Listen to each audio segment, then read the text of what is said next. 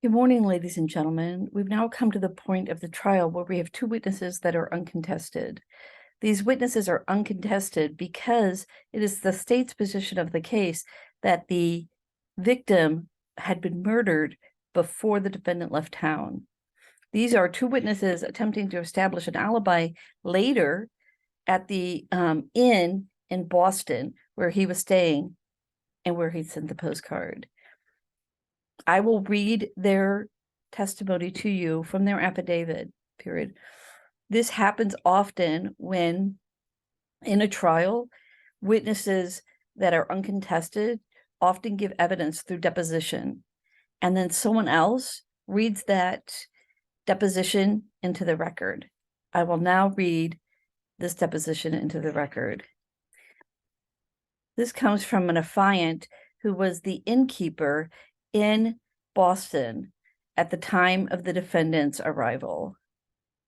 I am the innkeeper of Young's Hotel, where John Frank was staying with his friend and colleague. He checked into his 2 full bed and bathroom at 3:06 p.m. He received a phone call around 6:30 p.m. from officers asking for John Franks. They wanted to inform him that his house was on fire. I found him eating dinner in the hotel cafeteria with his colleague. When I gave him the news, he became immediately upset. I noticed that he had a large satchel with him, but I did not know what the contents were. I am aware that he checked out of the hotel at some point before the evening was over.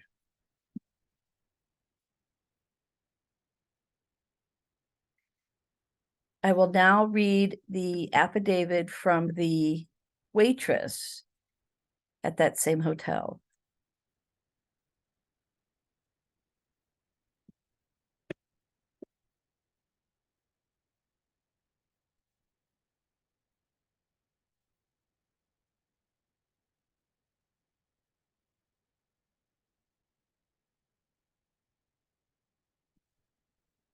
One moment, please.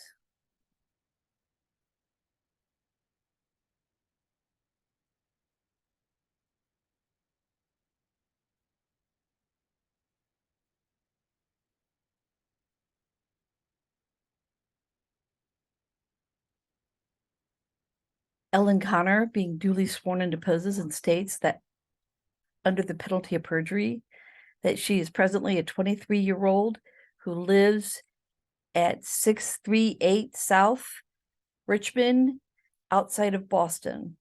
The purpose of her affidavit is to give and confirm my sworn identity about information on the defendant. I saw and served the defendant, Mr. John Franks, on the night in question at the Harbor Lane Cafe.